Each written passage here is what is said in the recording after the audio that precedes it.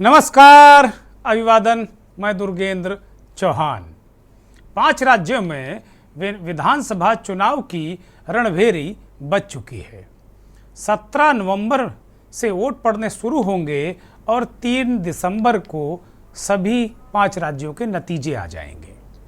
ये संयोग है, यह प्रयोग कि चुनाव आयोग 5 राज्यों में विधानसभा चुनावों की तारीखें घोषित कर रहा था। उसी दरमियान देश की सबसे पुरानी राजनीतिक पार्टी कांग्रेस की सर्वोच्च संस्था CWC यानी कि कांग्रेस वर्किंग कमेटी जातिगत आधारित जनगणना पर 4 घंटे तक मंथन में जुटी हुई थी और ये मंथन से जो कुछ निकला वह कम से कम सत्ताधारी भारतीय जनता पार्टी और उसके घटक दलों के लिए परेशानी का सबब बन सकता है, या यूं कहें कि परेशानी बढ़ाने वाला है। प्रेस कॉन्फ्रेंस, राहुल गांधी ने प्रेस कॉन्फ्रेंस करके CWC की बैठक के बाद एक प्रेस कॉन्फ्रेंस की राहुल गांधी ने। उनके साथ उस प्रेस कॉन्फ्रेंस में कर्नाटक और राजस्थान के चीफ मिनिस्टर और संगठन महामंत्री KC वेणुगोपाल थे। दोनों चीफ मिनिस्टर OBC वर्ग से आते हैं। राहुल गांधी ने इन दोनों ताकतवर OBC नेताओं के साथ बैठकर प्रेस कॉन्फ्रेंस की और कहा कि देश जातिगत आधारित जनगणना चाहता है। ये देश की इच्छा है। कांग्रेस पार्टी पूरे देश में जातियों की गिनती की प्रबल पैरोकार है। कांग्रेस वर्किंग कमेटी ने सर्वसम्मति से ये फैसला लिया है कि सभी कांग्रेस शासित राज्यों में जातिगत जनगणना कराई जाएगी। राहुल गांधी ने इंडिया गठबंधन के अपने सहयोगी दलों और उनके मुख्यमंत्रियों से भी ये अपेक्षा की है कि वह भी अपने अपने राज्यों में जातिगत जनगणना कराए। और राहुल गांधी ने इस देश के पिछड़े, शोषित, पीड़ित सर्वहारा समाज को आश्वस्त किया और बहुत दमखम के साथ आश्वस्त किया कि देश में जब उनके गठबंधन की सरकार, कांग्रेस पार्टी की सरकार आएगी तो पूरे भारत में वह जनगणना, जाति आधारित जनगणना कराएंगे। राहुल इतना ही नहीं रुके, प्रधानमंत्री नरेंद्र मोदी पर सीधा निशाना साधा और कहा कि बीजेपी की 10 राज्यों में सरकार है, लेकिन एक CM OBC वर्ग का है, वो भी अब जाने वाला है। बात वो मध्य प्रदेश के मुख्यमंत्री शिवराज सिंह चौहान की कर रहे थे। जबकि कांग्रेस की 4 राज्यों में सरकार है और 3 के मुख्यमंत्री OBC हैं। हिमाचल प्रदेश को छोड़कर 3, कर्नाटक, छत्तीसगढ़ और राजस्थान, तीनों राज्यों के मुख्यमंत्री OBC वर्ग से आते हैं। राहुल गांधी ने ये कहा कि फिर एक बार उन्होंने वो अपना जो संकल्प दोहराया कि 90 सेक्रेटरीज हैं जो देश को चलाते हैं, उनमें 3 ही OBC हैं। ये मुद्दा भी उठाया और कहा कि कांग्रेस इस मुद्दे को अंजाम तक पहुंचा कर रहेगी। उन्होंने हवाला भी दिया कि कोरोना और चीन पर जो हमने कहा था उसको हमने अंजाम तक पहुंचाया और अब हम इस मुद्दे पर भी अडिग हैं। जातिगत आधारित जनगणना करा कर रहेंगे पूरे देश में। और ये अपने आप में एक मुहिम है कांग्रेस पार्टी की। एक पत्रकार ने पूछा कि अगर आपके पास जो बचा खुचा अगड़ा वोट बैंक है, अगर आप इसे पिछड़ा पिछड़ा करते रहे तो वो वोट बैंक भी आपके हाथों से खिसक जाएगा और खाली मुट्ठी लेकर फिर बचेगा क्या। राहुल गांधी ने संजीदा जवाब दिया, कहा कि कांग्रेस पार्टी के लिए ये राजनीतिक सवाल नहीं है जातिगत जनगणना, ना ही ये राजनीतिक मुहिम है, बल्कि ये सामाजिक न्याय का मुद्दा है जो हर हाल में इसे कर कर रहेंगे। बड़ा सवाल अब यही है कि क्या 5 राज्यों के चुनाव की कसौटी पर कसकर जातिगत आधारित जनगणना का मुद्दा 2024 के लोकसभा चुनाव में सबसे बड़ा मुद्दा क्या बनकर उभरेगा? ये बड़ा सवाल। और क्या आ गया चुनाव और OBC वाला दांव, मंथन इसी पर।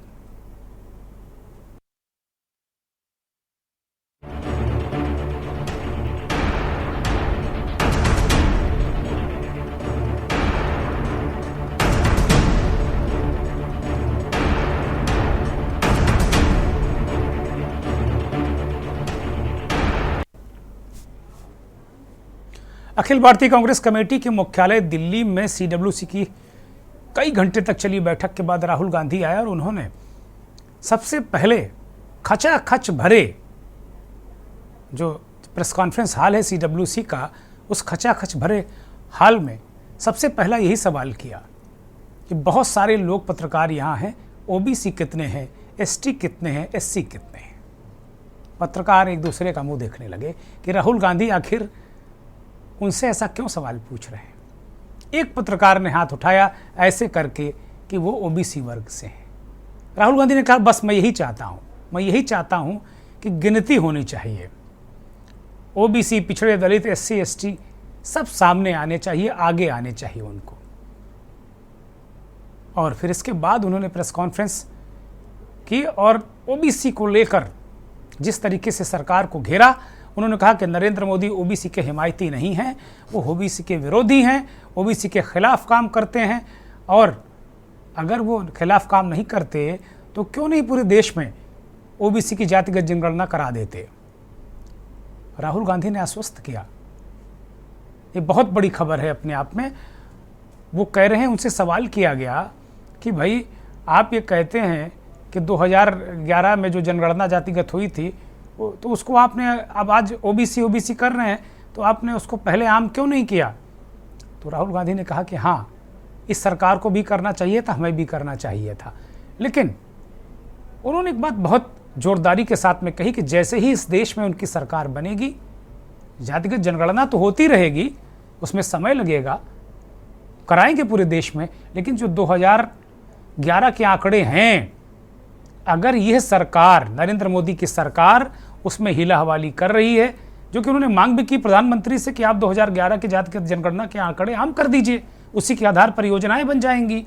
देश में जो OBC, पिछड़ा, दलित, इनको एक तरीके से इनका जो नुमाइंदगी है, सत्ता, शासन, सरकार, कैबिनेट, सेक्रेटरीट, यहाँ मिल जाएगी। और अगर आप ऐसा नहीं करते तो जैसे ही इंडिया गठबंधन की सरकार आएगी, कांग्रेस की सरकार आएगी, तो फिर वो सबसे पहला काम यही करेंगे कि 2011 की जातिगत आधारित जनगणना को आम कर देंगे, पब्लिक कर देंगे। रोहिणी आयोग की रिपोर्ट को लेकर भी पत्रकारों ने राहुल गांधी से सवाल किया। 2017 में रोहिणी आयोग का गठन किया था नरेंद्र मोदी की सरकार ने, और ये जानने के लिए कि क्या जो लाभ है जाति आरक्षण का, वो केवल मलाईदार कुछ जातियां ही खा गई हैं क्या। राहुल गांधी ने कहा कि हाँ, हम तो चाहते हैं ना कि जो लोगों को, जिनको नहीं मिला, उन्हीं को अब मिलना चाहिए, इसको भी आम करना चाहिए। रोहिणी आयोग की रिपोर्ट राष्ट्रपति के पास लंबित है। तो ये पूरा गणित है। अब सवाल यही है, बीजेपी के लोग अब तो ये भी कहने लगे हैं कि मंडल भी दिल में, कमंडल भी दिल में, लेकिन दोनों हो नहीं सकता।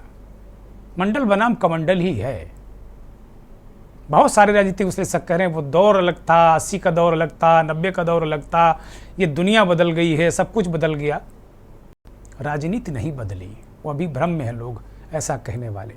अभी भी ये बहुत बड़ा राजनीतिक मुद्दा बनकर इस देश में उभर रहा है। निश्चित तौर पर इसमें कहीं कोई संदेह है नहीं।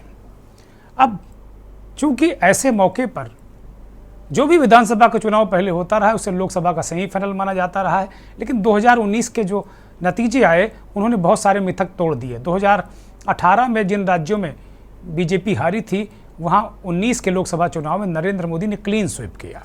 लेकिन इस बार राजनीतिक विश्लेषक ये कह रहे हैं कि 18 ही सेमीफाइनल है। अब कितना सच होता है 24 में पता चलेगा, लेकिन स्थितियां तो बदली हुई हैं, माहौल बदला हुआ है। जो वोटर हैं जिन्हें हम सरकार कहते हैं, सरकार बदले नजर आ रहे हैं। 5 राज्यों में चुनावों की घोषणा हो गई। मुख्य चुनाव आयुक्त ने अपने दोनों सहयोगियों के साथ इसकी घोषणा की प्रेस कॉन्फ्रेंस करके। कुल मिलाकर एक मोटा तौर पर आप सभी को जानकारी वैसे होगी ही, लेकिन मैं एक संक्षिप्त जानकारी दे रहा हूँ। राजस्थान में कुल 200 सीट हैं और यहाँ एक ही चरण में चुनाव है। 23 नवंबर को मतदान है और 3 को सभी जगह, जैसा कि 3 दिसंबर को मतगणना है। मध्य प्रदेश में 230 सीटें हैं, एक ही चरण में चुनाव है। 17 नवंबर को यहाँ वोट पड़ेंगे, पहला चरण यही है, और 3 दिसंबर को मतगणना है। छत्तीसगढ़ में 2 फेस में वोट पड़ेंगे, कुल 90 सीट हैं, यहाँ भी 3 दिसंबर को मतगणना है। तेलंगाना में कुल 119 सीटें हैं, एक ही चरण में चुनाव है, माफ़ कीजिएगा 2 चरण में यहाँ तेलंगाना में नहीं, एक ही चरण में चुनाव है, माफ़ कीजिएगा, और वो भी 30 नवंबर को चुनाव है, और मतगणना 3 दिसंबर को। यहाँ भी मिजोरम भी एक ही चरण में यहाँ चुनाव है, 7 नवंबर को यहाँ वोट पड़ेंगे, 17 नवंबर को वोट पड़ेंगे, माफ़ कीजिएगा, और मतगणना यहाँ भी 3 दिसंबर को। ये मोटा मोटा आंकड़ा है, हो सकता है 1-2 कहीं कुछ त्रुटियाँ मुझसे भी हो गई हों। 7 नवंबर ही है, कुल मिलाकर 7 नवंबर को ही ये पड़ने वाला है, जैसा कि दिख रहा है। कुल मिलाकर मिजोरम में 7 नवंबर को है, तो 17 नहीं 7 है, उसे करेक्ट कर लिया जाए। अब ये सब चुनाव की घोषणा के बाद आज चौथी लिस्ट भी भारतीय जनता पार्टी ने मध्य प्रदेश के लिए जारी कर दी। अभी तक ये कहा जा रहा था कि शिवराज सिंह चौहान को क्या बीजेपी चुनाव लड़ाएगी। इस लिस्ट में बुधनी, जो उनकी परंपरागत सीट है शिवराज सिंह चौहान की, मामा को मैदान में उतार दिया गया है। और ऐसा कहा जा रहा है कि बीजेपी का आलाकमान कतई मामा को चुनाव में उतारने के मूड में नहीं था, लेकिन इधर कुछ दिनों से नरेंद्र मोदी के साथ मंच साझा करते हुए एक तरीके से बहुत मीठी छुरी की तरह शिवराज सिंह चौहान ने आक्रमण करना शुरू कर दिया था अपने आलाकमान पर, शीर्ष नेतृत्व पर। एक सभा में मुझे अच्छी तरह याद है कि नरेंद्र मोदी ने पूरा भाषण दिया, शिवराज सिंह चौहान का नाम नहीं लिया, लाडली बहना का नाम नहीं लिया, और जब शिवराज सिंह चौहान खड़े हुए तो उन्होंने कहा कि बताओ भाई 2024 में मोदी जी को पीएम बनाओगे कि नहीं बनाओगे, प्रधानमंत्री नरेंद्र मोदी बनेंगे कि नहीं बनेंगे। न मौका था न दस्तूर, प्रचार हो रहा है विधानसभा का, प्रधानमंत्री नरेंद्र मोदी को बनाओगे कि नहीं बनाओगे। कितना अटपटा सवाल है। मोदी जी भी समझ गए होंगे कि दिक्कतें हैं, और ओबीसी 10 में एक ही ओबीसी चीफ मिनिस्टर, वो भी किनारे, इसको लेकर थोड़ा दिक्कतें थी, और इसीलिए शिवराज सिंह चौहान को टिकट देना पड़ा। गृह मंत्री नरोत्तम मिश्रा भी मुख्यमंत्री पद के एक बड़े दावेदार हैं। हालांकि केंद्रीय कृषि मंत्री नरेंद्र सिंह तोमर को चुनाव अभियान समिति का चेयरमैन बनाकर बीजेपी ने संकेत दिया है कि तोमर चीफ मिनिस्टर हो सकते हैं अगर उनकी सरकार आई। गृह मंत्री समेत 22 मंत्रियों को पुनः टिकट दिए गए हैं, तो एंटी इनकम्बेंसी थी, तो इतने ज़्यादा लोगों को रिपीट किया गया है। बीजेपी अपना जाने उसका क्या गणित, क्या वो है। राजस्थान के उम्मीदवारों की आज पहली लिस्ट जारी हो गई, वही मध्य प्रदेश वाला फार्मूला राजस्थान में भी और छत्तीसगढ़ में भी। छत्तीसगढ़ की भी जो बची हुई सीटें हैं उनको भी आज उनका भी लगभग ऐलान हो गया है। यहाँ राजस्थान की बात करें तो राजस्थान में 7 मौजूदा सांसदों को पार्टी ने चुनाव मैदान में उतारा है। इनमें योगी बालकनाथ अलवर के सांसद हैं, पूर्व केंद्रीय मंत्री राज्यवर्धन सिंह राठौर हैं, राजकुमारी दिया हैं, इस तरह के बहुत सारे, दिया कुमारी हैं विद्याधर नगर से, बाबा बालकनाथ हैं, हंसराज मीणा हैं, किरोड़ी लाल मीणा हैं, नरेंद्र कुमार मांडवा है और देवी पटेल हैं। ये विभिन्न विधानसभाओं से ये चुनाव लड़ रहे हैं। छत्तीसगढ़ में भी बात करें तो बीजेपी ने यहाँ दूसरी लिस्ट जारी की। इस लिस्ट में 64 उम्मीदवारों का ऐलान किया गया है, और बीजेपी ने यहाँ 2 सांसदों को चुनाव मैदान में उतारा है। सांसद और केंद्रीय मंत्री रेणुका सिंह भरतपुर सोहनत सीट से, और गोमती साय पत्थल गांव से, और बिलासपुर के सांसद अरुण साव लोरमी सीट से चुनाव लड़ेंगे। इन लोगों को भी चुनाव मैदान, सांसदों को यहाँ भी चुनाव मैदान में उतार दिया। खैर, अभी एक राजनीतिक विश्लेषक हमसे कह रहे थे कि भाई इसका बड़ा असर पड़ता है, वो अपनी सीट तो जीतेंगे ही, लेकिन वो दाएं बाएं भी बहुत कुछ कर सकते हैं, 2-4 सीटें वो लपेट सकते हैं सांसदों में। इतनी कुल मिलाकर, प्यास लग रही, थोड़ी सी पानी पी लेते हैं। तो कुल मिला के सांसदों में जो स्थितियां परिस्थितियां हैं, सांसद थोड़ा सा हवा पानी बनाएंगे, और ये एक तरीके से बीजेपी का बड़ा मजबूत दांव साबित होगा। दूसरी तरफ कांग्रेस पार्टी ने अभी मध्य प्रदेश में भी सीटें नहीं डिक्लेयर की हैं, राजस्थान में भी नहीं की हैं, और छत्तीसगढ़ में भी उन्होंने उम्मीदवार नहीं घोषित किए हैं। बार बार जब शीर्ष नेतृत्व से सवाल किया जाता है या राज्य के नेतृत्व से सवाल किया जाता है, तो वो कहते हैं कि अभी नहीं, अभी तो श्राद्ध के दिन चल रहे हैं, पितृपक्ष चल रहा है। यानी कि कांग्रेस पार्टी नवरात्र में इन सारे राज्यों का जो सीटों का बंटवारा है, किसको कहां से लड़ाना है, वो करेंगे। लेकिन एक चीज़ साफ है कि जो कांग्रेस पार्टी है वो सीधे सीधे राज्य के नेताओं के भरोसे ही चुनाव लड़ेगी। तेलंगाना में भी यही हालत है, और जो मोटे मोटे तौर पर कुछ सर्वे भी आज आ गए, उसके मुताबिक मध्य प्रदेश में कांग्रेस पार्टी आगे नज़र आ रही है। छत्तीसगढ़ में भी बीजेपी बहुत अच्छा करती नज़र आ रही है, लेकिन कांग्रेस थोड़ा कंफर्टेबल पोजीशन में है। राजस्थान में बीजेपी बहुत अच्छी स्थिति में नज़र आ रही है। तेलंगाना में बहुत क्लोज फाइट है। कांग्रेस पार्टी ने बिल्कुल चुनाव को बिल्कुल बहुत दिलचस्प बना दिया है। मिजोरम में भी त्रिशंकु विधानसभा की स्थिति नज़र आ रही है। तो कुल मिलाकर बड़ा दिलचस्प मामला है। लेकिन आज मुद्दा यही है कि आ गया चुनाव, ओबीसी वाला दांव कितना महत्वपूर्ण चलेगा, क्योंकि राहुल गांधी ने बिल्कुल इसे अमोघ अस्त्र, ब्रह्मास्त्र की तरह इसको प्रयोग करना शुरू कर दिया है। मंथन में हमारे साथ कुछ मेहमान जुड़ गए हैं। उससे पहले हम राहुल गांधी ने प्रेस कॉन्फ्रेंस में क्या महत्वपूर्ण बातें कही वो सुना देते हैं। क्या इंडिया अलायंस भी कास्ट सेंसस को सपोर्ट करेगी? तो मैंने कहा कि देखिए, कांग्रेस प्रेसिडेंट ने हमारी जो सबसे बड़ी डिसीजन मेकिंग बॉडी है उसमें निर्णय लिया है कि हम कास्ट सेंसस को इंप्लीमेंट करेंगे। सिर्फ ये नहीं, मगर ये भी डिसीजन लिया है कि हम बीजेपी पर दबाव डालेंगे और उनसे करवाएंगे। अगर उन्होंने नहीं किया तो फिर उन्हें परे हो जाना चाहिए, क्योंकि देश कास्ट सेंसस चाहता है। अब जहां तक इंडिया अलायंस की बात है, मैं जानता हूं कि काफी पार्टी इंडिया अलायंस में इस निर्णय का समर्थन करेंगी। एक दो पार्टी हो सकती हैं जिनकी राय थोड़ी अलग हो। हमारे लिए कोई प्रॉब्लम नहीं है, क्योंकि हम कोई फैशिस्ट सिस्टम नहीं है। मगर ज्यादा से ज्यादा पार्टियां इस डिसीजन को पूरी तरीके से सपोर्ट कर। हमारी सिंपल सी बात है, हम सब ने निर्णय ले लिया है कि हिंदुस्तान के भविष्य के लिए कास्ट सेंसस जरूरी है। एक कास्ट सेंसस के बाद एक नया डेवलपमेंट का पैराडाइम खुलेगा, और हमने निर्णय ले लिया कि हम ये काम करेंगे। तो ये मैं आपको आज बता रहा हूं कि कांग्रेस पार्टी इस काम को पूरा करके ही छोड़ेगी। और याद रखिए, जब हम वायदा करते हैं, हम उस वायदे को तोड़ते नहीं हैं। कास्ट और धर्म की बात नहीं है, ये गरीबी की बात है। हिंदुस्तान के ओबीसी, हिंदुस्तान के दलित, हिंदुस्तान के आदिवासी और हिंदुस्तान के गरीब लोग, इनके लिए यह काम किया जा रहा है। आज क्या हो रहा है, दो हिंदुस्तान बन रहे हैं, एक अदानी जी वाला और दूसरा सबका। कास्ट सेंसस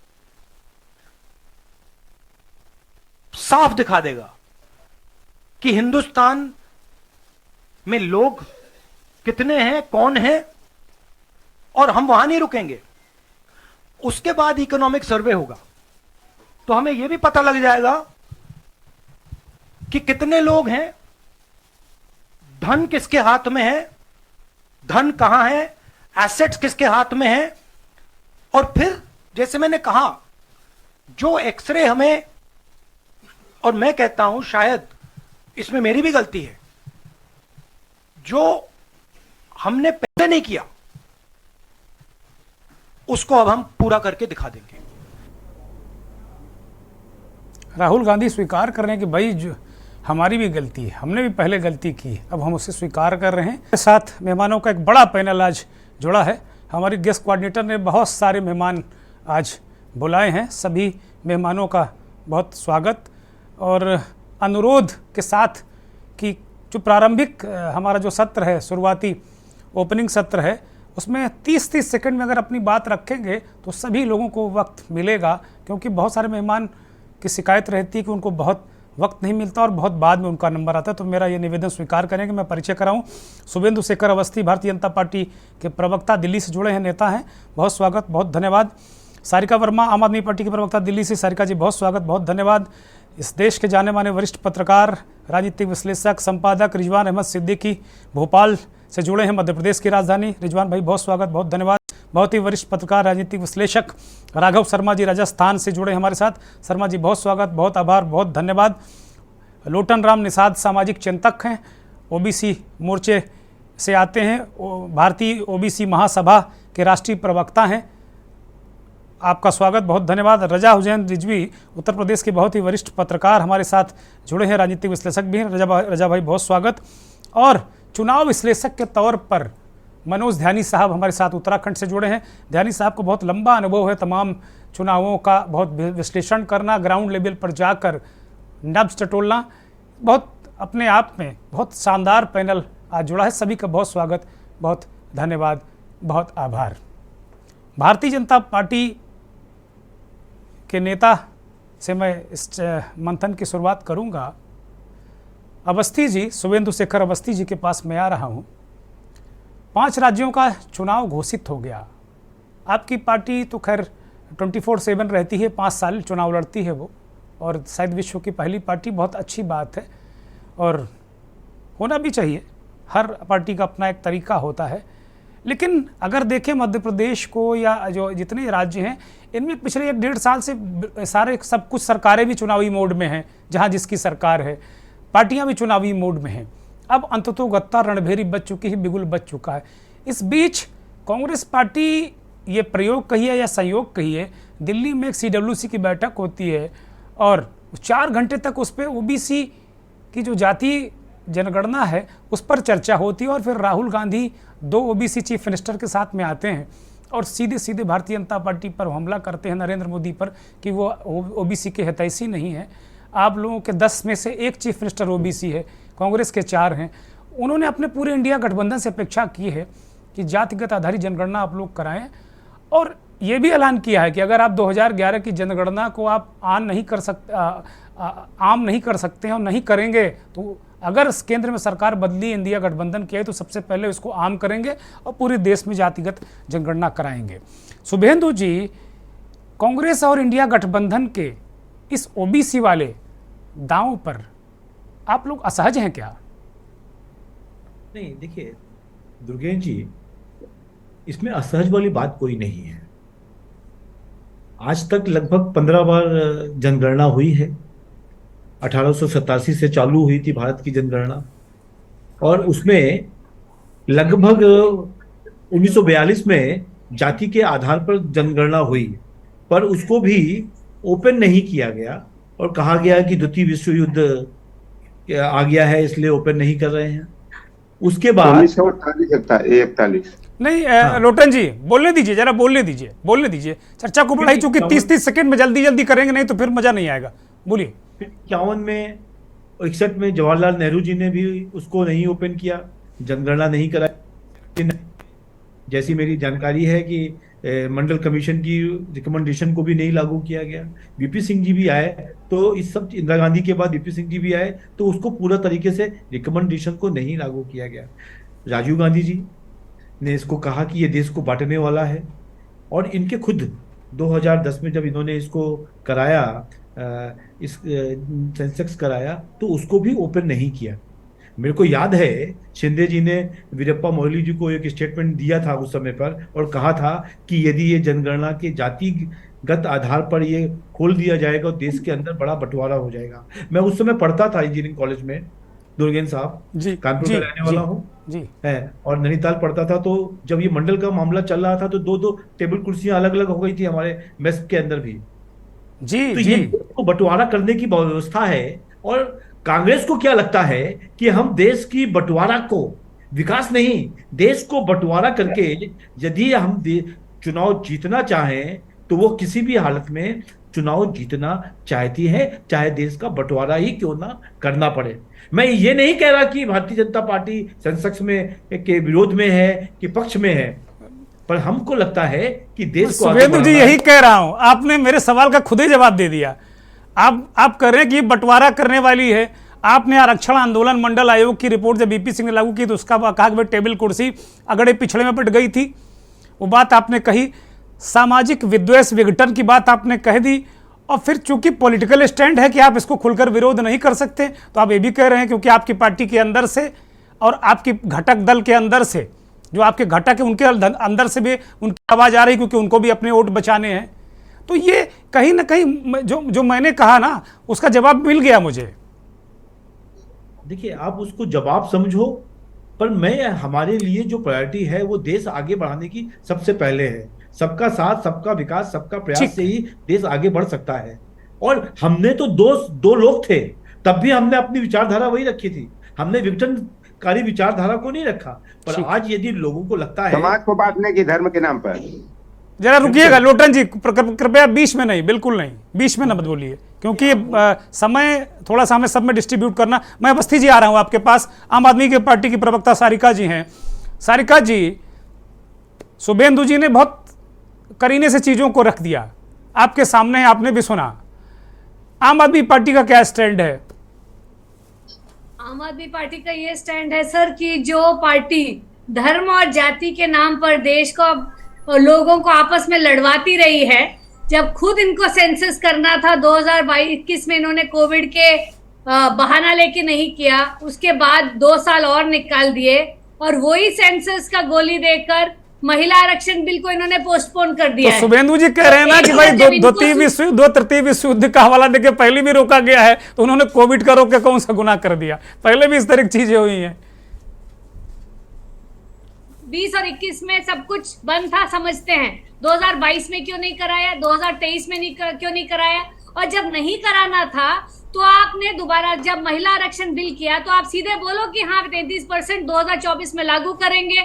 जब अगली बार जनगणना होगी, जब डिलिमिटेशन होएगा तो दोबारा से चेंज कर दिया जाता। महिलाओं को झुंझुना देकर महिलाओं के नाम पर जो आपने इतने बड़े वोट लेने की प्रयास कर रहे हैं, आपका ये दिखाता है कि आप ना किसी जाति, ना किसी धर्म, ना किसी जेंडर को आप कोई एडवांटेज देना चाहते हो।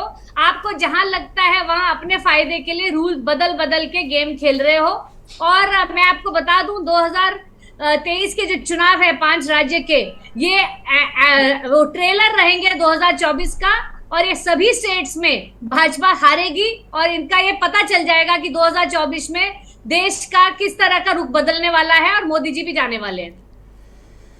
रिजवान साहब, मैं आपके पास आ रहा हूं। सारिका जी ने इसको ट्रेलर बता दिया, लेकिन जो पूर्व का अनुभव है, 18 में ये ट्रेलर हम लोगों ने देखा था और 19 में मोदी जी ने बिल्कुल सबको साफ कर दिया। हर स्टेट में बम बम जय जय हो गई भारतीय जनता पार्टी की। ये एक पूर्व का अनुभव है और कहीं ना कहीं हम लोग जो सबक लेते हैं पूर्व के अनुभव से लेते हैं।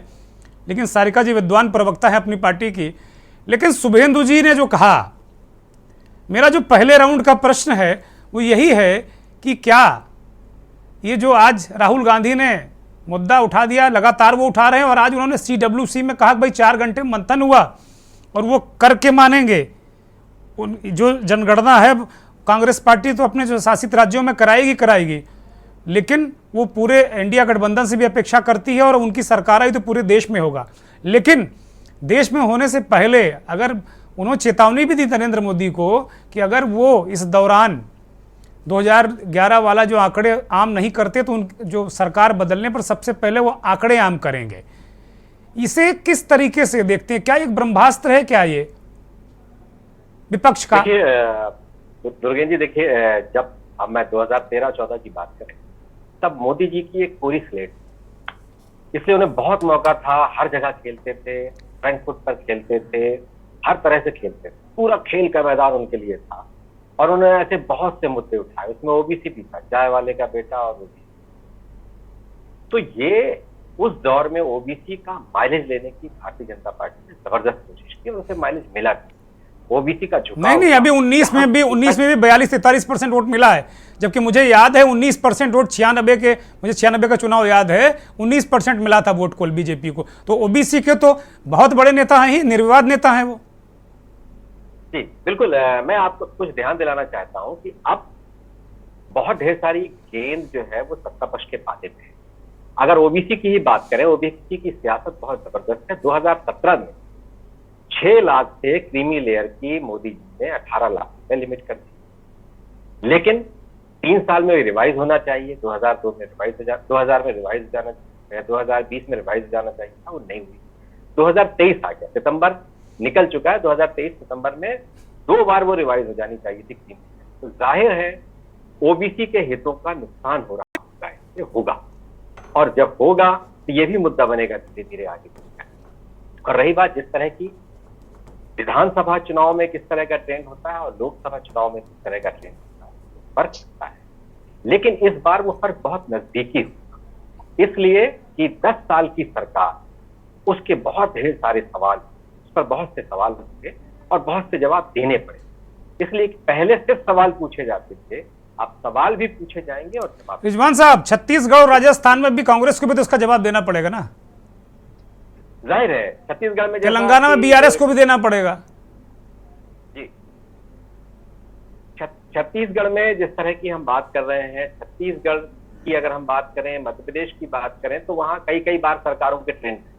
दिग्विजय सिंह 2 बार चीफ मिनिस्टर रहे हैं, शिवराज सिंह 3 बार चीफ मिनिस्टर हो गए, चौथी बार फिर वो दूसरे तरीके से बैकडोर से चीफ मिनिस्टर हो गए। छत्तीसगढ़ में रमन सिंह 3 बार चीफ मिनिस्टर लगातार थे। तो छत्तीसगढ़, मध्य प्रदेश, इसका तरीका बदल गया। राजस्थान का तरीका एक बार 1 by 1, एक बार आप, लेकिन इन 2 स्टेट का तरीका तो ऐसा ट्रेंड ऐसा नहीं। 10 साल दिग्विजय सिंह, 15 साल शिवराज सिंह, तो ये, और वहां 15 साल डॉक्टर रमन सिंह, तो कोई बहुत छत्तीसगढ़ की जनता, ठीक है रिजवान साहब, मैं लौट रहा हूं आपके पास। मैं एक बार रजा हुसैन रिजवी साहब से एक ओपनिंग कमेंट ले लूं। रजा भाई, ओवरऑल जो स्थितियों का निर्माण हो रहा है, ओबीसी कांग्रेस सिर्फ और सिर्फ उसकी सुई अटक गई। राहुल गांधी ने आज मान भी लिया कि जो गलती मुझसे हुई मैं सुधार रहा हूं उसे। जैसे लोग कह रहे हैं ना कि अभी शुभेंदु जी ने कहा कि राजीव गांधी ने विरोध किया था, इससे सामाजिक विघटन होगा, जो भी उनकी मंशा रही हो, लेकिन आज राहुल गांधी कह रहे कि हाँ हमने गलती की, हम सुधार रहे हैं। अभी हमने वो उनकी प्रेस कॉन्फ्रेंस सुनाई भी। ऐसा क्या दिख रहा है, ऐसे कौन से मीठे फल इसमें दिख रहे हैं कि वो कांग्रेस की सुई भी वहीं पे अटक गई, ओबीसी। और एक पत्रकार ने उनसे कहा भी कि भैया ये जो तुम्हारे पास कुछ बचे हैं 2, 4, 5% अगड़े वोट, वो छटक जाएंगे, ओबीसी कर रहे हो। तो वो कह रहे मेरी राजनीतिक मुद्दा नहीं है, ये मेरे लिए दिल और न्याय का मुद्दा है। दुर्गेश जी, सभी राजनीतिक पार्टियों ने देखा कि भारतीय जनता पार्टी जब पहले शुरू में पार्टी थी तो लोग कहते थे ये बनियों की पार्टी है भारतीय जनता पार्टी। उसके बाद धीमे धीमे उसमें ब्राह्मण जुड़ते गए, और जब अटल बिहारी वाजपेयी प्रधानमंत्री बने तो ब्राह्मणों ने बहुत कस के उसमें दुर्गेश भाई ने वोट दिया, और ब्राह्मण और ठाकुर धीमे धीमे उसमें आते चले गए। और जब मोदी जी आए तो मोदी जी ने अपना बहुत अच्छे तरीके से तेली समुदाय का मैं जो है चाय वाला, और उन्होंने पिछड़े को अपने तरफ जोड़ने की कोशिश की जी। और फिर भीम ऐप बना करके, और फिर दलित समुदाय को और पिछड़ी जाति के जो मंत्री बनाया उन्होंने, तो उत्तर प्रदेश में होल्डिंग लगाया गया कि साहब इतने जो है इस जाति के जो है मंत्री बनाए गए। तो कहीं ना कहीं उन्होंने इस वोट को अपने भारतीय जनता पार्टी की तरफ करके सत्ता नशीन हो गए।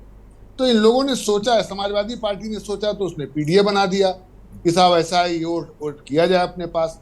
और आप देखिए कि और जब इससे पहले काशीराम ने शुरू किया था, तो काशीराम ने जो लैंग्वेज कहा था कि जिसकी जितनी हिस्सेदारी उतनी उसकी जिसकी संख्या भारी उतनी उसकी हिस्सेदारी। राम मनोहर लोहिया के नारे को ठीक उसी तरह कह दिया जैसे बाबा रामदेव ने योग को चांदी के तब्बक में लगा के बेच दिया इस देश में। मुसलमान को और सबको लाते थे, और 15% में ये जो है ऊंची जातियां को लेकर के आते। और मान्यवर काशीराम जी का आज परिनिर्माण दिवस भी हम उन्हें श्रद्धांजलि अर्पित करते हैं।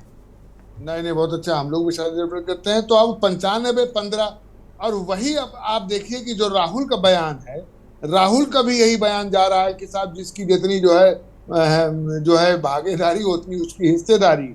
तो कहीं ना कहीं जो बीएसपी का स्लोगन है उसको धीमे से राहुल गांधी ने अडॉप्ट करने की कोशिश की, अगर माइनॉरिटी ऑब्जर्वेशन आप कीजिए तो। और वही स्टाइल समाजवादी पार्टी ने पीडीए बना के लिया है। तो ये बहुत समझदारी से काम कर रहे हैं भाई। क्षेत्रीय दल तो ओबीसी और इनकी राजनीति करते रहे। समाजवादी पार्टी का निर्माण ही पिछड़ों की राजनीति को लेकर हुआ, अल्पसंख्यक और पिछड़ों को लेकर उन्होंने वो किया। लेकिन मेरा जो सवाल ये है कि क्या ये जो ओबीसी का मुद्दा है, शुभेंदु जी और भारतीय जनता पार्टी के जो लोग हैं, जो सीधे पार्टी लाइन वाले लोग हैं, आरएसएस की लाइन वाले लोग जो आरएसएस से पार्टी में डेपुटेशन पर आते हैं, उनका क्लियर मानना है कि इससे सामाजिक विघटन बढ़ेगा। जो थोड़ा इधर उधर से लल्लो चप्पो वाले या लोग हैं वो भले ही इस तरह की बात करें, लेकिन जो शुभेंदु शेखर जैसे लोग जो विचारधारा के लोग हैं वो यही कहते हैं कि ना इससे दिक्कत होगी, वो स्टैंड लेते हैं। लेकिन इसका क्या बीजेपी के लिए परेशानी का सबब बनेगी ये जनगणना वाला मसला?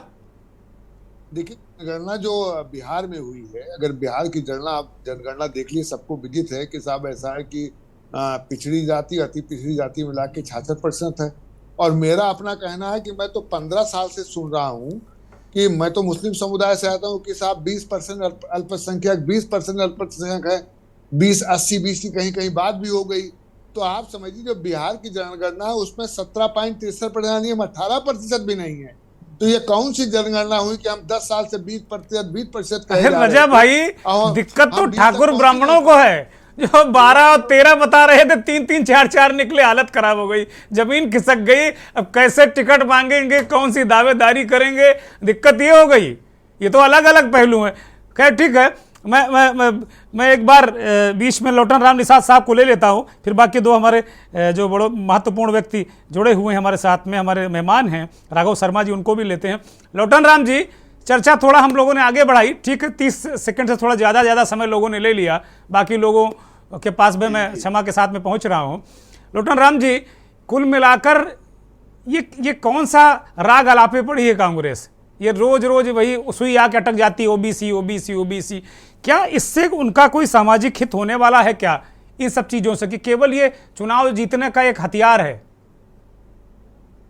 देखिए आदरणीय दुर्गेश जी, इसे राजनीतिक चश्मे से न देख करके बाबा साहेब भीमराव अंबेडकर के संविधान के अनुच्छेद संख्या 15(4), 16(4), 16(4)(a) के तहत देखना चाहिए कि जिसकी जितनी संख्या भारी उसकी उतनी हिस्सेदारी। राहुल गांधी आज गौतम बुद्ध के अवतार के रूप में अवतरित हुए हैं। लीजिए, अब शिवराज सिंह चौहान कहते हैं कि मोदी जी राम के अवतार में हैं और आपने गौतम बुद्ध बना दिया। भैया इंसान रहने दो यार, हम लोग परेशान हो जाएंगे। हम पत्रकार भी कुछ कर पाएंगे कि नहीं कर पाएंगे? हम तो इसी ट्रॉमा में हैं कि कोई गौतम बुद्ध, कोई राम, हम लोग कहां जाएं, जनता कहां जाए भाई? ये न्याय की बात है आदरणीय दुर्गेश जी। राहुल गांधी जी बेशक निष्ठा, लगन, ईमानदारी से सामाजिक न्याय की बात कर रहे हैं, लेकिन एक प्रश्न चिन्ह है कि वो प्रमोद कृष्णन जी हों, जयराम रमेश हों, ऐसे लोग जो हैं कट्टर आरएसएस के एजेंट हैं कांग्रेस पार्टी में। राहुल गांधी के चरित्र पर, चिंतन पर उंगली नहीं उठाई जा सकती। कांग्रेस पार्टी ने लालू प्रसाद यादव, शरद यादव, रामविलास पासवान जी, भाजपा के नेता गोपीनाथ मुंडे जी के परामर्श पर 2011 का जो कास्ट सेंसस हुआ था, सोशियो इको कास्ट सेंसस, दुर्भाग्य की बात है कि जो अपने को चाय बेचने वाला, गरीब माँ का बेटा बताने वाला, तेली बिरादरी का और अति पिछड़ी जाति का बताने वाले नरेंद्र मोदी जी छल कपट झूठ फरेब की राजनीति करने वाले। और मैं तो कहता हूं शब्दों का चयन थोड़ा ठीक रखिएगा, उस देश के प्रधानमंत्री हैं भाई। सर मेरी बात सुन लीजिए आप। सुन रहा हूं। तो नरेंद्र मोदी जी केवल वोट के लिए पिछड़ी जाति का बन गए, लेकिन मोदी जी के कार्यकाल में पिछड़ों का जितना अहित हुआ है उतना कभी न हुआ था, न शायद भविष्य में होगा। राहुल गांधी जी कास्ट सेंसर की बात कर रहे हैं, ये समय का तकाजा है। और बिहार में जो जातिगत रिपोर्ट आई है, जो लोग, अब मैं कहता हूं परशुराम के वंशज अपने को 10% 12% कहते थे, 3.66% पर आके कर गए। उत्तर प्रदेश की गोदी मीडिया जो बड़े पृथ्वीराज और परशुराम दोनों के वंशज का हालत खराब है। यह मान लो तुम। किसकी वंशज? परशुराम और पृथ्वीराज, ठाकुर और ब्राह्मण दोनों की वहां 3-3%, 2.5% है।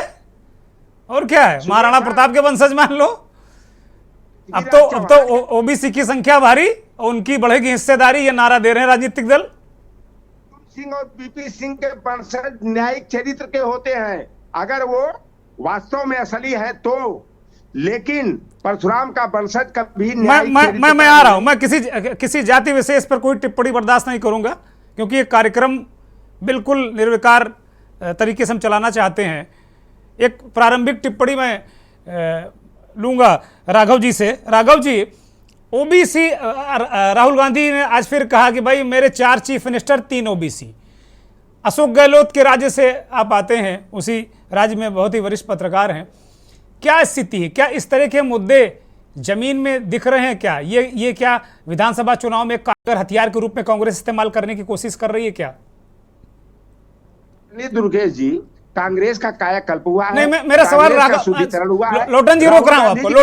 लोटन जी प्लीज, ये राघव शर्मा से सवाल है। राघव शर्मा जी।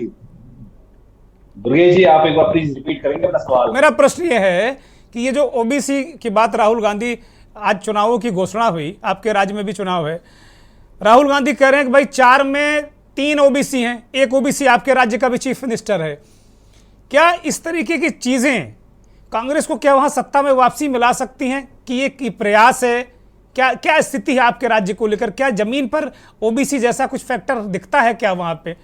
और क्या कांग्रेस वहाँ पिछड़ी है, इस वजह से कांग्रेस ने पूरा एक उठाया कि चलो भाई 4 राज्यों 5 राज्यों में इसको इस्तेमाल करो, एक कसौटी पर कसो परखो फिर देखेंगे आगे?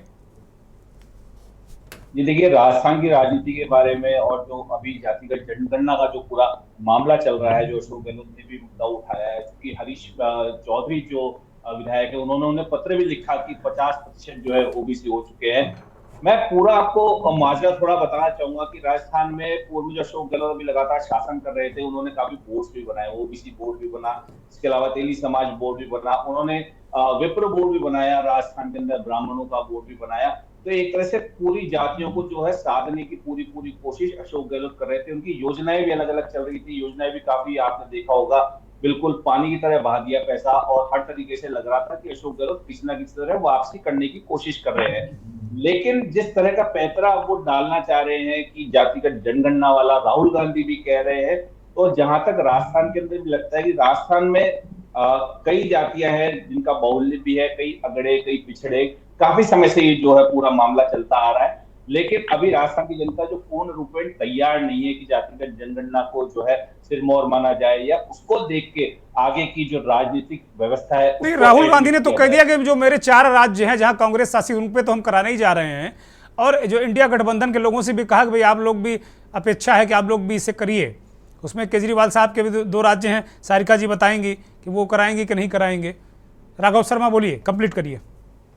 जी, सबसे पहले तो जो है राहुल गांधी जी को अभी जो चुनावी घोषणा जो आज जो आचार संहिता लग चुकी है, उसके बाद अब जो रिजल्ट आने वाले उसके ऊपर मेरे ख्याल से उनको सबसे पहले ध्यान देना चाहिए, क्योंकि जब राज्य रहेगा उसके बाद ही जो है आगे की वो कार्रवाई कर पाएंगे। क्योंकि भारतीय जनता पार्टी की लिस्ट आपने आज देखी होगी कि राजस्थान में भी किस तरह का जो है लिस्ट सामने आई है, उसको देख के कह सकते हैं बीजेपी तो पूरी तैयारी में है, लेकिन कांग्रेस पूरी तैयारी के अंदर अभी लग। राघव जी, कांग्रेस के लोग कह रहे हैं कि बीजेपी डरी हुई है, मध्य प्रदेश में सांसद उतार दिए, राजस्थान में सांसद उतार दिए, छत्तीसगढ़ में सांसद उतार दिए। वो कह रहे हैं कांग्रेस नहीं, बीजेपी डरी हुई है, वो हार रही इसलिए सांसदों मंत्रियों को उतार रही है। दुर्गेश सर, मैं आपको एक ग्राउंड रिपोर्ट पूरी क्लियर बताना चाहूंगा। बीइंग पत्रकार, हम पत्रकार हैं, हम मतलब किसी को बायस होकर न्यूज नहीं देते, ना बायस होकर कोई बात कहते हैं, हम नॉन बायस तरीके से बात करते हैं। आप एक बार लिस्ट पे थोड़ा गौर कीजिए। आप देखिए, डोटासरा जी कांग्रेस के प्रदेशाध्यक्ष हैं, उनके सामने सुभाष महरिया को उतार दिया, पहले ही तैयारी कर ली इन्होंने, कहीं चैन नहीं लेने देंगे। दूसरा, गुर्जर आरक्षण मामला आपने सुना होगा, राजस्थान में काफी खूब हम लोग चलाए। सिंह बैसला जो थे, उनके पुत्र विजय बैसला लाल, उनको देवली उनियारा से उनको दिया गया है टिकट, ताकि गुर्जरों के जो सचिन पायलट वाला वोट बैंक का मामला है उसको थोड़ा सा बैलेंस किया जाए, तो उनको उधर से गुर्जर भी वहां पे मिल गया। लालचंद कटारिया जी जो बिल्कुल खास है अशोक गहलोत जी के, जो कृषि मंत्री भी है अभी राजस्थान सरकार के अंदर, पशुपालन मंत्री भी है, उनके सामने कर्नल राज्यवर्धन सिंह राठौड़, उनको उतार दिया गया, उनको टिकट दिया गया। वही बात की जाए वसुंधरा राजे सिंधिया के करीबी लोगों की, उसके अंदर नरपत सिंह राजवी जी जो कि उपराष्ट्रपति भैरव सिंह जी के दामाद है, विद्याधर नगर से आते हैं, उनके सामने दिया कुमारी जी को उतारा गया।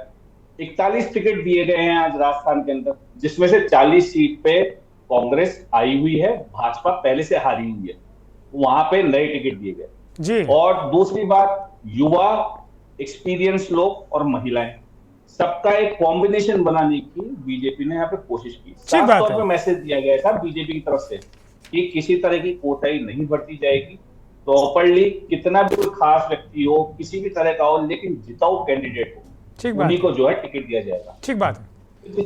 मैं लौटूंगा अब राघव जी, मैं लौटूंगा, मैं मनोज ध्यानी जी को ले लूँ। मनोज जी, आपने पूरा जो ये जिन राज्यों पे हम बात कर रहे हैं, आज चुनाव जहाँ घोषित हुआ है, आपने काफ़ी दौरे किए हैं, देखा है चीज़ों को, स्थिति परिस्थिति ग्राउंड लेवल पर क्या स्थितियां हैं, जरा एक सरसरी तौर पर हमारे दर्शकों को बताइए कि क्या स्थितियां। जैसे राघव शर्मा राजस्थान की बात करें तो जरा आप राजस्थान से ही शुरू करिए और फिर तेलंगाना तक जरा एक बार सरसरी तौर पर बहुत शीघ्रता से बताइए क्या स्थिति है, क्या परिस्थिति, क्या फैक्टर हैं और ये क्या ओबीसी वाला फैक्टर कुछ लाभ देगा विपक्ष को या बीजेपी को परेशानी में डालेगा? ध्यानी जी। मैं ओबीसी के जो फैक्टर जो आपने प्रश्न किया है वहीं से बात को शुरू करता हूँ जी। देश के भीतर जब से कास्ट सेंसस का बिहार से जो आंकड़े आए हैं, ये बिल्कुल सही है कि उसके बाद एक चार्ज जिसे कहते हैं जी, वो चार्ज अप हुआ है बैकवर्ड क्लासेस, और लोगों के अंदर एक जिज्ञासा पैदा हुई है कि हमारी संख्या कितनी, और ये इसमें कोई गलत भी नहीं है। लोकतंत्र के अंदर लोगों के लिए योजनाएं बनती हैं और उनका अपना संख्या कितना है उसके ऊपर ही सारी की सारी, चाहे लिमिटेशन ऑफ कंस्टिट्यूएंसीज बनती हो, चाहे योजनाएं बनती हो। नॉर्मली तो बजटीय आवंटन जो रहता है, कृषि क्षेत्र में कितना, औद्योगिक क्षेत्र में कितना, डिफेंस में कितना, शिक्षा क्षेत्र में कितना, लेकिन कास्ट का जो फैक्टर होता है वो अधिकतर जॉब और शिक्षा क्षेत्र में, हायर एजुकेशन सेक्टर में लाभ प्राप्त करने की दृष्टि से किया जाता है जी। तो इस क्षेत्र में वैसे तो नौकरियां कितनी दी जा रही हैं, कितने वैकेंट जॉब्स हैं गवर्नमेंट सेक्टर में, तो उसको देखेंगे तो बहुत ज्यादा एनर्जाइज होना नहीं चाहिए, लेकिन नेवरदलेस एक चार्जअप होना उसमें कोई दिक्कत की बात नहीं है। अब चूंकि बात राजस्थान में जो पिछला चुनाव हुआ उसमें भारतीय राष्ट्रीय 100 सीटों को लेकर आई थी और उसकी एक शॉर्टफॉल रही, और जिस तरीके से देश के भीतर एक राजनीतिक माहौल था कि जो उनकी संख्या कम है, विपक्ष की अगर वो मेजोरिटी के साथ नहीं है, जैसे आम आदमी पार्टी सीटों के साथ दिल्ली में थी, तो अगर वो 70-60 सीटों के साथ नहीं है, कम है या नीच की गवर्नमेंट है, तो उसको भारतीय जनता पार्टी सेंधमारी करने में कामयाब है। ये मध्य प्रदेश में हमने देखा है, कमलनाथ जी की जगह शिवराज सिंह चौहान जी वापस आ गए। तो ये राजस्थान में फिर भी उस कार्यकाल को पूरा किया ही अपने आप में ही चमत्कारी घटना है राजनीति, लेकिन वो चमत्कार जिसके द्वारा अपेक्षा करती होगी शायद, वहां पर गहलोत जी और सचिन पायलट के बीच में एक दरार और एक खेमेबंदी, जैसे कि मध्य प्रदेश में ज्योतिरादित्य सिंधिया जी को सेंधमारी करने में कामयाबी मिली थी, वो राजस्थान में अपेक्षाकृत वो राजनीतिक लाभ मिला नहीं। अब 2013 का अगर आकलन करें आप, तो 2013 में भारतीय राष्ट्रीय कांग्रेस 21 सीटों पे थी, भारतीय जनता पार्टी 163 सीटों पे थी, और 2018 में भारतीय राष्ट्रीय कांग्रेस जो जंप करी वो 100 सीटें ले आई, और मतलब 79 सीटों का लाभ जो है उसे मिला, और भारतीय जनता पार्टी की जो सीटें गिरी वो 73 सीटें गिरी, मतलब 90 सीटों का उसे लॉस हुआ। और लेकिन अगर वोटों का अगर परसेंटेज का अगर आप ध्यान देंगे तो बहुत ज्यादा अंतर नहीं है भारतीय राष्ट्रीय कांग्रेस के वोटों का। मैं थोड़ा सा वक्त कम है ध्यान जी, थोड़ा सा ये जो राज्यों की स्थिति है आप देख रहे हैं क्या कि जो ये ओबीसी वाला मसला आपने कहा चार्ज हुआ है, तो क्या ये चार्ज होकर कहीं ना कहीं ये मोबिलाइज करेगा क्या? क्योंकि जब कोई चीज चार्ज होती है तो उसमें कहीं ना कहीं मोबिलाइज होती है। अन्य जो सारे राज्यों में क्या चार्ज होकर मोबिलाइज करेगी क्या? क्योंकि शुभेंदु जी कह रहे हैं कि भाई इससे सामाजिक विघटन का भी खतरा है। नहीं, मैं आपको बताऊं कि बहुत सारे फैक्टर्स हैं जो काम करेंगे।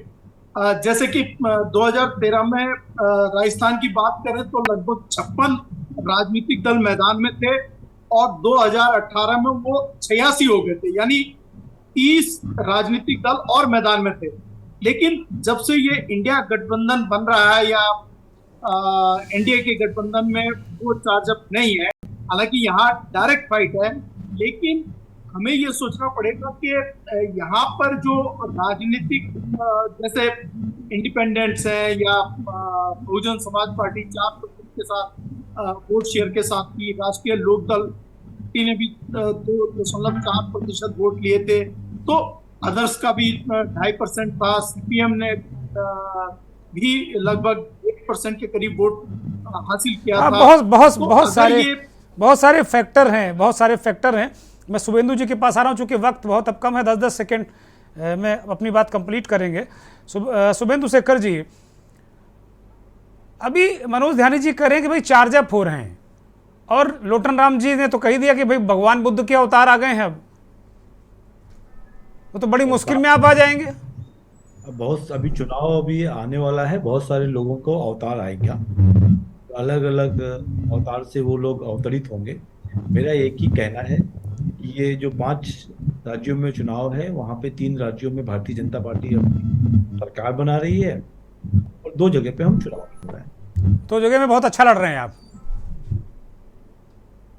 नहीं, 5 में से 3 जगह तो हम सरकार बनाएंगे ही, छत्तीसगढ़, राजस्थान और मध्य प्रदेश, और तेलंगाना और जो मिजोरम है वहां पर हम सक्रिय भूमिका में रहेंगे। जी जी, सारिका जी कुछ कहना चाह रही थी। सारिका जी, एक छोटी सी टिप्पणी। मैं यही कहना चाहती हूँ, मेरे सभी बड़े भाई यहाँ पे बैठे हुए हैं, कि पिछले 55 मिनट से हम बात कर रहे हैं जाति की और सेंसस की। हम लोग कभी बात कर, जो भारतीय जनता पार्टी है वो धर्म के नाम पे वोट मांगती है, कांग्रेस जो है आप जाति के नाम पे वोट मांग रही है। आप में से कोई भी ये नहीं सोच रहा कि एक आम इंसान को क्या तकलीफ है। आज इतनी महंगाई से एक आम इंसान जूझ रहा है। 1100 रुपए का सिलेंडर कैसे ले, 50-60 रुपए का लीटर वो दूध कैसे ले, 200 रुपए लीटर तेल हो गया है। हर चीज पे आप लोग बिल्कुल जो एक आम इंसान की जरूरत है उससे बहुत दूर परे रह चुके हैं। आम आदमी पार्टी इकलौती पार्टी है जो शिक्षा देना चाहती है, स्वास्थ्य देना चाहती है, 24 घंटे बिजली देना चाहती है, 24 घंटे पानी देना चाहती है। ये बेसिक मूलभूत सुविधाओं पे जब इलेक्शन होंगे तब ये देश का विकास होगा।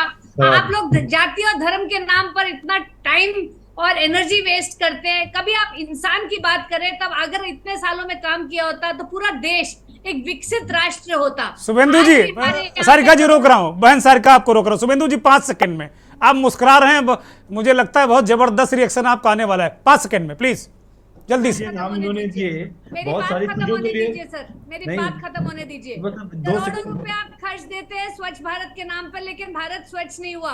करोड़ों रुपए आप खर्च देते हैं टॉयलेट बनाने के चक्कर में, लेकिन उनको पानी नहीं देते।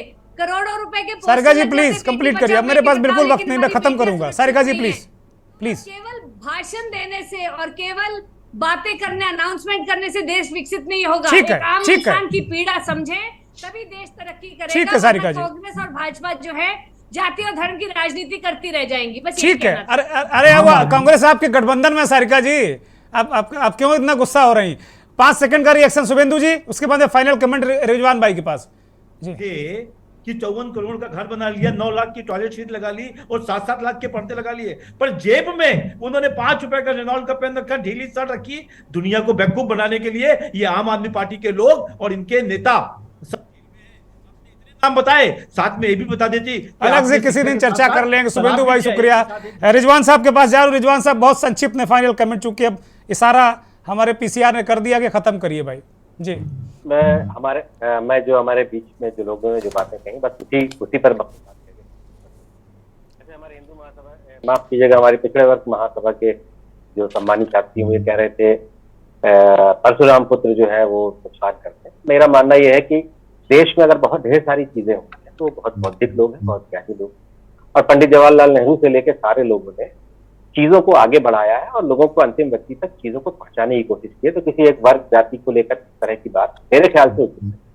दूसरा, शुभेंदु जी बहुत एक बात कह रहे थे कि जब वो पढ़ते थे उस समय भी हम पत्रकारिता करते थे, आप भी करते रहे होंगे, रिद्धि साहब भी करते रहे होंगे। उस दौर में मंडल कमीशन का विरोध वो लोग कर रहे थे, बहुत आश्चर्यजनक था उसका, जिन्हें उस आरक्षण का या ओबीसी का मंडल आयोग का लाभ मिलने वाला, उन्हें समझ में ही नहीं आया था। ज्यादातर लोगों को लग रहा था कि SC/ST का आरक्षण और अधिक बढ़ा, और आंदोलन में बढ़ चढ़ के शुरुआती दौर में उन्हीं ने भाग लिया, इसलिए कि संख्या उन्हीं की है जो ओबीसी।